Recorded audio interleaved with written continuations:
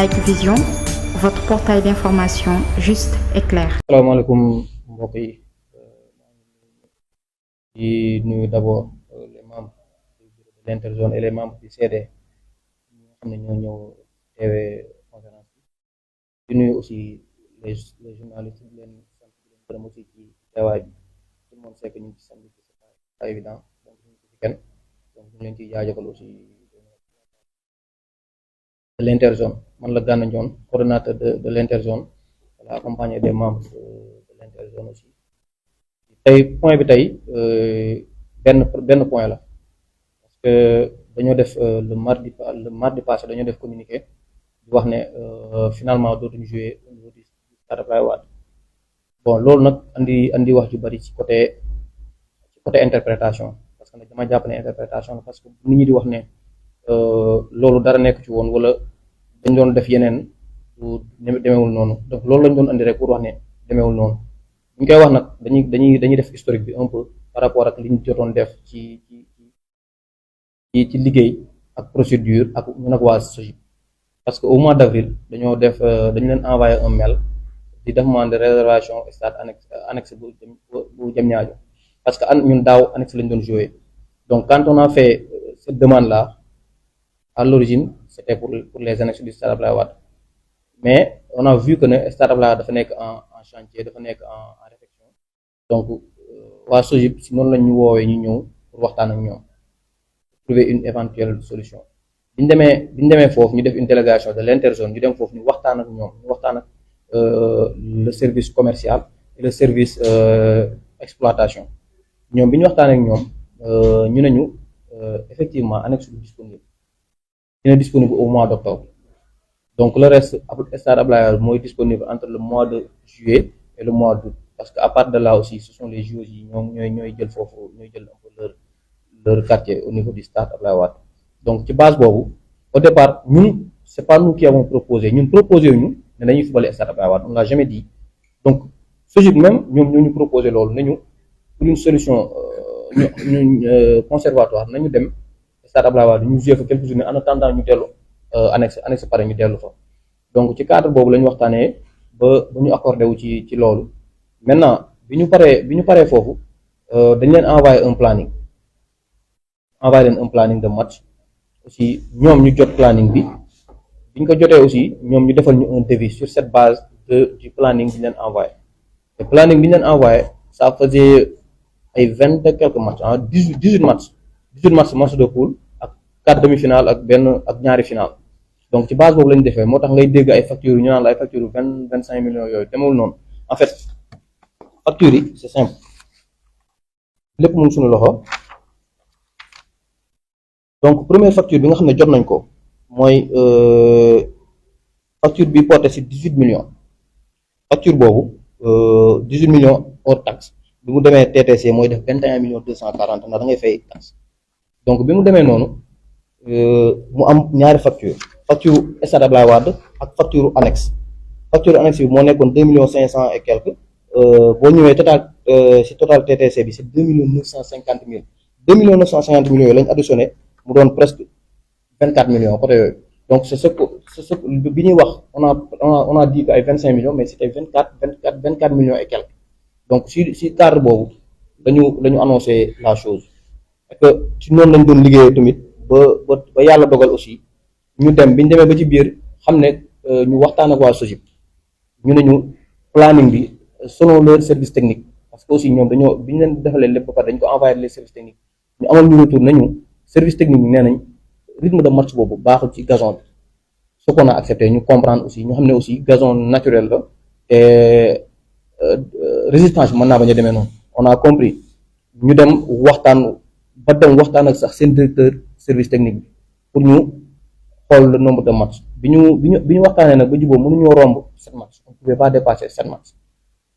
donc tey jii c'est évident que ne booy wax waxu 20 et quelques journées ba mujjee ci ay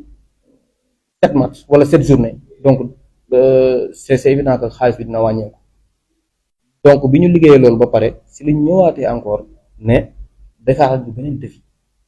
bi moo nekk à hauteur de 7 millions TTC c'est 8 millions 260 260 millions. Donc loolu la ñu mujjee am comme facture bi nga xam ne moom la ñu waroon fay ba facture bi mu ngi nekkoon diggante trésor ak SOGIP pour ñu mën koo verser parce que le comptable nous a envoyé un avis de paiement en bonne et due forme boo xam ne bu dee wane na engagé na les paiements pour le stade Abdoulaye Wade donc foofu la yem. bi ñu quand on a rencontré le commandant de compagnie bu Rufisque bi ñu waxtaan ak moom mu nañu clairement man lii service d'ordre bi mu laaj man mënuma leen ko garantir parce que déjà damay jox zone fii yëpp département bi yëpp man dama leen di jox gendarme te su ma jëlee éléments yi ma am yëpp yóbbu ko foofu ñeneen ñi il ne risque pas de jouer loolu wax na ko mu ne aussi dispositif bi c'est extrêmement coûteux pour que aussi ñun ñu mën a jouer foofu donc mu nañu clairement moi je ne peux pas garantir ça et que du ma mën a def loolu ce qui fait que nag devant l'impossible nul n'est tenu ñun aussi en tant que responsable xalaatuñoo jouer si yeneen terrain sax xalaatuñu ko jouer sans sécurité saxtuma la stade Abdoulaye Wade d'autant plus que ni ci clause yi les clauses du contrat dañ lay wax ne la dafa war a am sécurité te dañoo waroon def benn sax réunion de sécurité ñu nag SOGIP gendarmerie ak interzone donc malheureusement loolu amul parce que aussi bi ñu commandant bi waxee loolu si lañ ñëwee ñu waxtaan aussi ñun au niveau de l'interzone ñu ne mënuñ ci dara nañ ko bàyyi seet leneen te avant boobu fekk na aussi ñun ñu ngi wut ay pexe parce que àdduna booy liggéey da nga koy planifier mais aussi da ngay am une certaine vision nga mën a xam lii plan bi bu échoué ban plan ngay parce que aussi ñëpp xam nañ ne coow li bari woon na bon ay nit d'accord ñu ci woon ay nit d'accord nañ ci loolu il faut le dire au niveau de la SOGIP aussi c'est sûr que ne am na ñu d'accordul woon am na feneen ak feneen foo xam ne ñu bari d'accord ñu ci woon bi ñuy dem visite sax c'était en accord avec la SOGIP parce que on avait déjà le contrat et le contrat mu ngi nii le contrat mu ngi nii waa SOGIP ñoo ñu ko envoyé traçabilité mail yi yëpp ngi fi ak les dates lépp ngi fi donc amuñu dara luñ ci nëbb donc loolu moo amoon ci diggante bi ñun nag en tant que responsable bi ñëwee on a convoqué une réunion au niveau de l'interzone ñu waxtaan ci jël suñuy décision en attendant fekk ñun aussi en comité directeur expliqué nañ clairement que même avant refus kii nu mu tudd sax commandant bi ñun xam nañ ne dañuy jouer quelques matchs fii dem jouer ji quelques matchs au niveau du stade Aline Diop bi nekk bu Baka Boy donc on avait prévu ça depuis interzone bi comité directeur ñaari comité directeur bi ils étaient au courant parce que fii nii lañ toog réunion wax ko leer nañ maintenant ñun on a respecté nos engagements la SOGIP a respecté ses engagements ci côté boobu la mairie a respecté ses engagements loolu donc ku nekk la nga waroon def nga ko li ñu tënk mooy sécurité te ñun mënuñoo def leneen ci kaw sécurité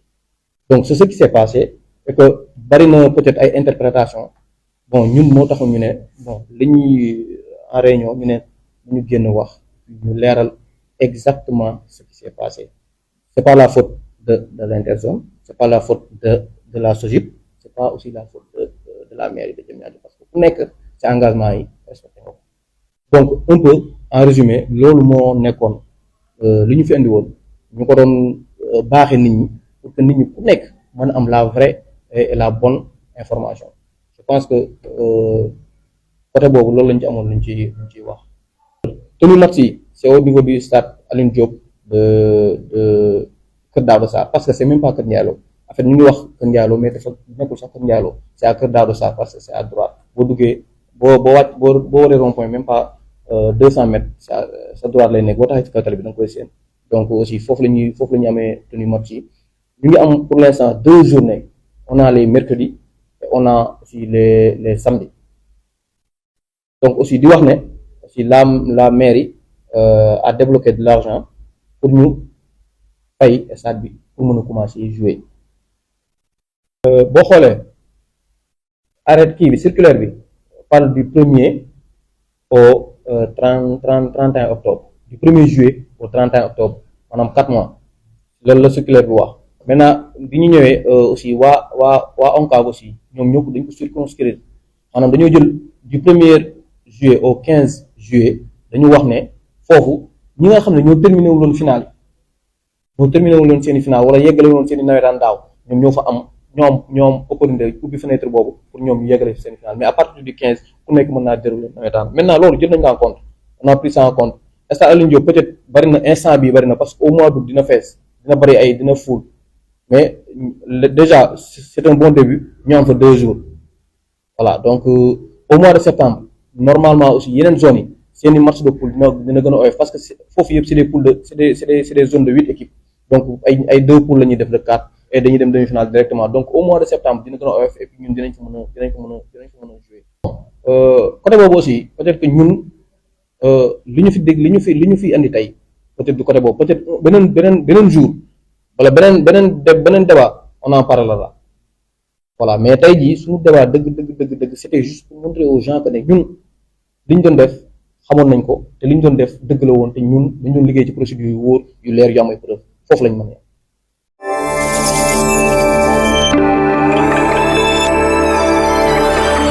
Like Vision, votre portail d'information juste et clair.